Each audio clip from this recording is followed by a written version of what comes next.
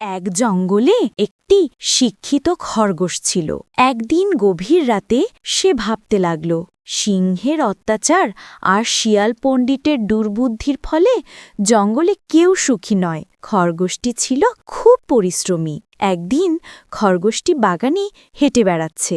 সে নিজেকে খুব শিক্ষিত হিসেবে দাবি করে, কিন্তু খরগোশটি কতটুকু শিখল? মিতু ভাবছিল শহরে পড়াশোনা করতে যাবে, কিন্তু তা আর হলো না। গ্রামের একটি স্কুলেই ভর্তি হয়ে গেল। মিতু ও স্বামীর দুই বন্ধু মিলে স্কুলে যাচ্ছে। তারা দুজন খুব ভালো বন্ধু। খরগোশটি কতটুকু শিখল তা দেখার জন্য সবাই তাকে একটি স্কুল করে দিল। প্রথমেই সবাই খরগোশটিকে 0 লিখতে বলল। একটি বোর্ডে খুব সুন্দর করে 0 লিখে দিল। 0 লেখা শেষে মিতু বাড়ি ফিরছে। এরপর দিন মিতু ও স্বামীর দুই বন্ধু মিলে স্কুলে গেল। তারপর সবাই খরগোশটিকে 1 লিখতে বলল। একটি বোর্ডে খুব সুন্দর করে 1 লিখে দিল। এবার বলো তো এটা কি? 1।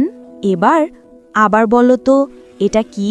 1 শিখার পর মিতু দেখল একটি বিড়ালছানা প্রজাপতি নিয়ে খেলছে। প্রজাপতি খেলছে, বিড়ালছানা দেখছে। বিড়ালছানাটা কিন্তু দেখতে দারুণ। প্রজাপতিটাও দেখতে ভীষণ সুন্দর। খেলা শেষে প্রজাপতি উড়ে গেল। কেমন লাগলো বলো তো বন্ধুরা? খুব ভালো লাগলো, খুব মজা হলো। এবার সবাই খরগোশটিকে 2 লিখতে বলল। এবার বলো তো এটা কি? 2। আবার বলো তো এটা কি? 2 শিখার পর মিতু একা একা হাঁটছিল। সব বন্ধুরা আজ আগেই চলে গেল। তার মনে ভীষণ আনন্দ। সে পড়াশোনা করছে, খুব ভালো লাগছে। আমি একদিন অনেক বড় হব। পরদিন সবাই খরগোশটিকে 3 লিখতে বলল। এবার বলো তো এটা কি? 3। আবার বলো তো এটা কি? 3 শিক্ষা শেষে মিতু স্কুল থেকে বাড়ি ফিরছে। একা একা হাঁটছে মিতু, আর স্কুলের পড়াগুলোকে মনে মনে পড়ছে। মিতু স্কুল থেকে বাড়ি ফেরার পথে একটি বানর মিতুকে ভয় দেখাচ্ছে। মিতু ভীষণ ভয় পেল। মিতু দৌড়ে বাড়ি ফিরে গেল। এরপর দিন সবাই খরগোশটিকে 4 লিখতে বলল। খরগোশটি 4 লিখছে। এবার বলো তো এটা কি? 4। আবার বলো তো এটা কি? 4 স্কুল থেকে ফেরার পথে মিতুর সকল বন্ধুরা মিলেমিশে বানরটিকে ধরতে গেল। এতগুলো মানুষ দেখে বানরটি ভীষণ ভয় পেল। এবার বুঝি আর রক্ষা নাই। বানরটি দৌড়ে পালালো। এবার সবাই খরগোশটিকে 5 লিখতে বলল। খরগোশটি 5 লিখছে। এবার বলো তো এটা কি? 5। আবার বলো তো এটা কি? 5। অনেক ভয় পেয়ে খরগোশটি দৌড়ে পালিয়ে বাঁচল। ভয়ে একটি পাতার নিচে লুকালো। মিতু, স্বামীর ও তার বন্ধুরা সবাই বাড়ি ফিরে গেল। পরদিন সবাই খরগোশটিকে 6 লিখতে বলল।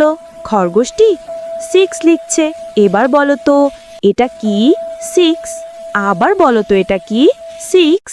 এরপর থেকে মিতু ও স্বামীরের বন্ধুরা সবাই একসাথে স্কুলে যাওয়া শুরু করল।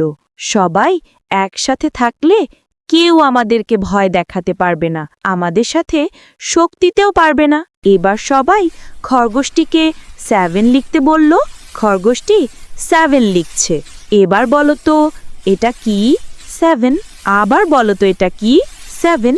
মিতু ও স্বামীরের সকল বন্ধুরা একসাথে পড়াশোনা করতে যায়।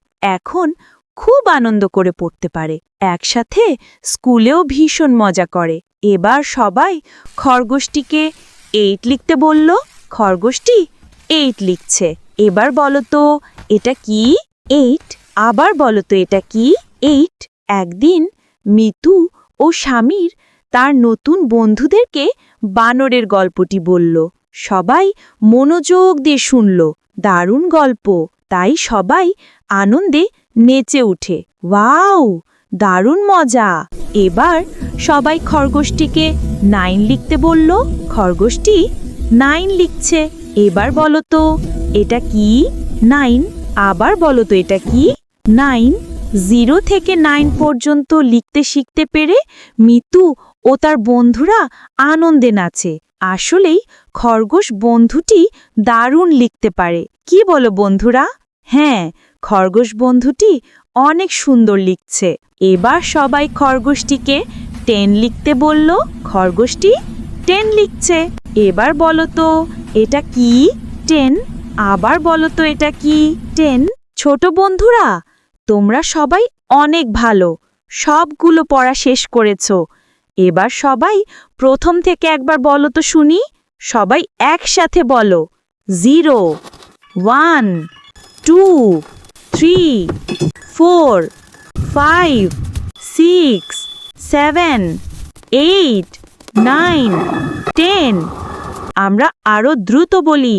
0, 1, 2, 3, 4, 5, 6, 7, 8, 9, 10। 10 পর্যন্ত লেখা শেষ করে খরগোশটি নাচতে নাচতে জঙ্গলের দিকে যেতে লাগলো। কেমন লাগলো বলো তো বন্ধুরা? খুব ভালো লাগলো, খুব মজা হলো।